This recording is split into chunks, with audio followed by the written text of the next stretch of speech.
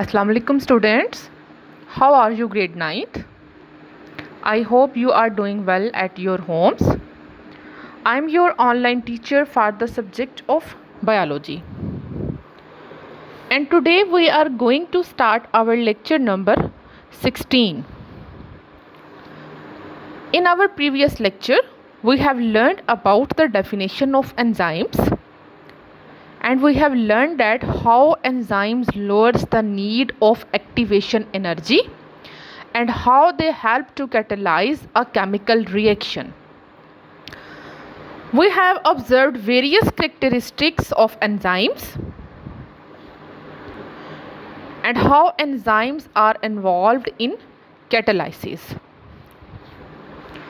Then we have learned about different cofactors that help to facilitate the function of enzymes, and that cofactors are in the form of prosthetic groups and coenzymes.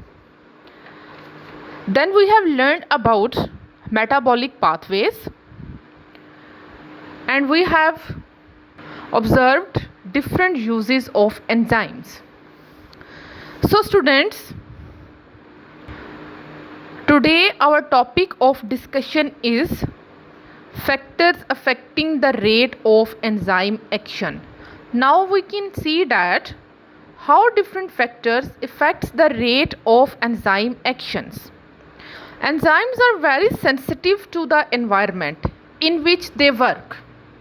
Okay students, जिस environment में enzymes work कर रहे होते हैं ना, वो बहुत ही sensitive होते हैं एंजाइम. उसमें अगर उस एनवायरनमेंट में स्लाइड चेंज भी आ गई है, टेम्परेचर ज़्यादा हो गया है, तो देन वो एंजाइम्स की वर्किंग जो है वो डिस्टर्ब हो जाती है. For example human body temperature जो है वो 37 डिग्री सेंटीग्रेड है. उसमें जितने भी एंजाइम्स वर्किंग करेंगे वो उसी टेम्परेचर पे बेस्ट वर्किंग कर सकते हैं. अगर टेम्परेचर उससे एक्सीड हो जाए, 37 डिग्री सेंटीग्रेड से ज़्यादा हो जाए, तो एंजाइम्स जो हैं वो डीनेचर हो जाते हैं, वो वर्क करना छोड़ देते हैं. सो बेटे, डिफरेंट फैक्टर्स जो हैं वो एंजाइम्स के एक्शन को इफ़ेक्ट करते हैं. हमने उन फैक्टर्स को देखना है वन बाय वन.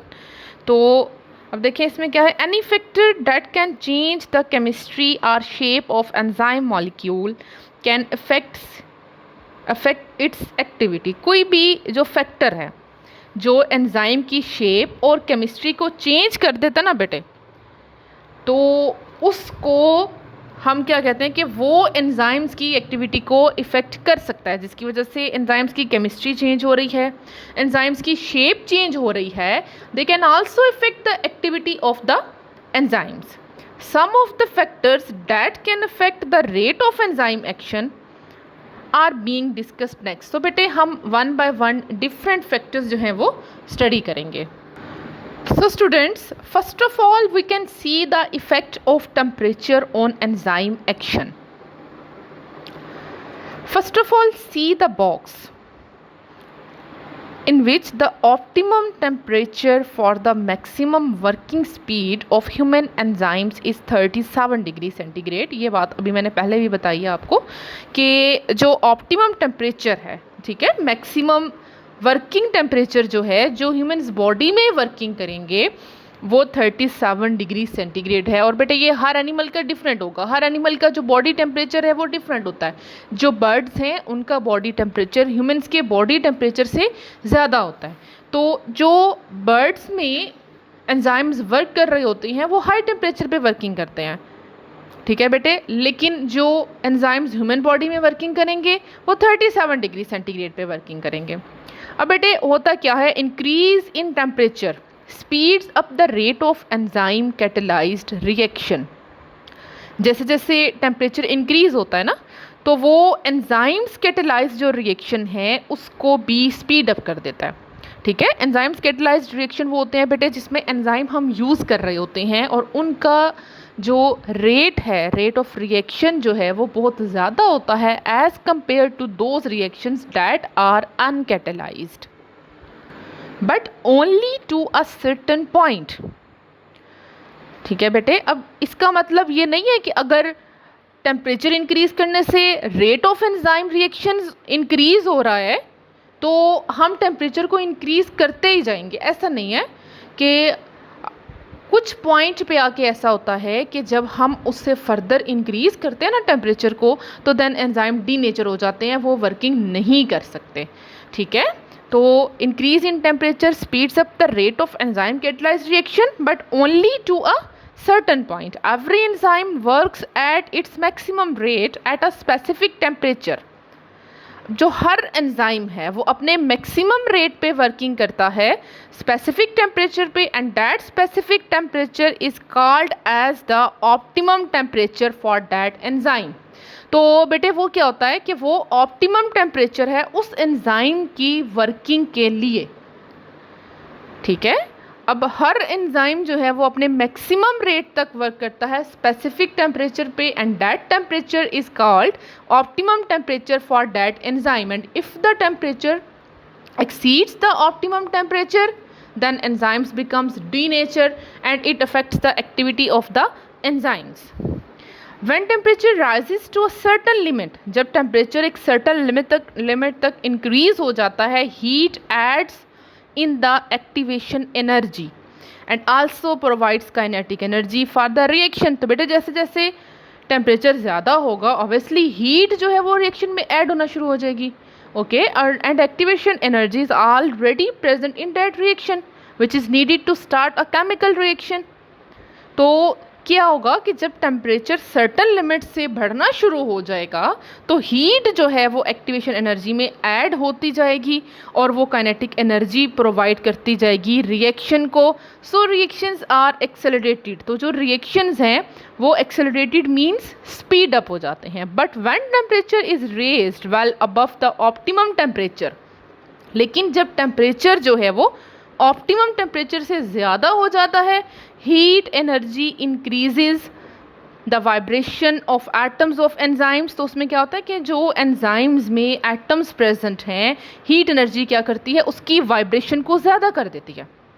ठीक है, कोई भी एटम है ना, जैसे मॉलिक्यूल्स हैं, वाटर मॉलिक्यूल्स हैं, जब उसको वाटर को हम बॉयल करते हैं आप देखते हो कि उसमें बबल्स बनना शुरू हो जाते हैं। ठीक है, तो इस तरह से क्या है कि जब हम टेम्परेचर को up to certain limit increase करना शुरू कर देते हैं ना, तो उससे फिर क्या होता है कि जो एंजाइम्स में एटम्स प्रेजेंट होते हैं, हीट एनर्जी उसको वाइब्रेट करना शुरू कर देती है and the globular structure of enzyme is lost. और आपको पता है एंजाइम की शेप क्या है, ग्लोबुलर स्ट्रक्चर होता है उसका, वो स्ट्रक्चर जो है उसका वो लॉस्ट हो जाता है, वो ख़त्म हो जाता है।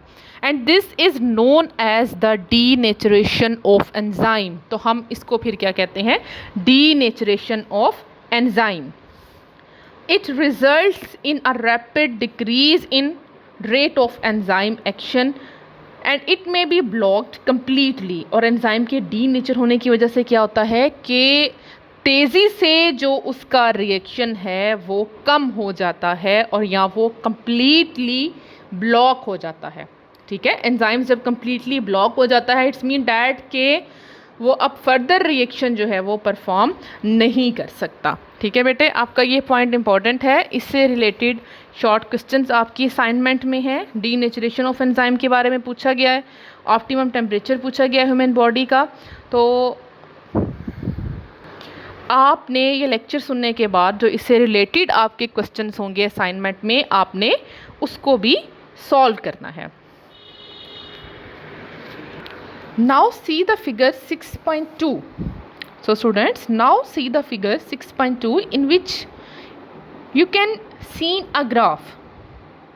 Okay, आप ग्राफ देख सकते हो इस फिगर में, in which effect of temperature on enzyme activity is shown with the help of graph.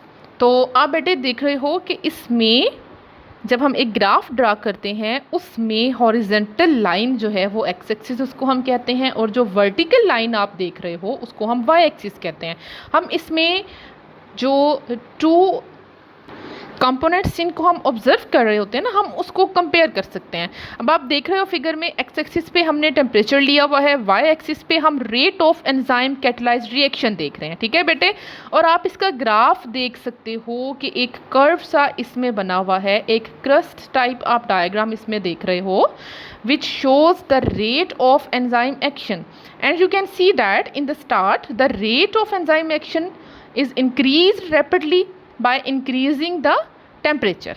ठीक है, तो फर्स्ट ऑफ ऑल क्या होता है कि एंजाइम्स टेम्परेचर इंक्रीज़ करने से काइनेटिक एनर्जी गेन करते हैं, उनकी एक्टिवेशन एनर्जी में हीट जो है वो ऐड हो जाती है, रिएक्शन जो है वो एक्सेलरेट हो जाता है।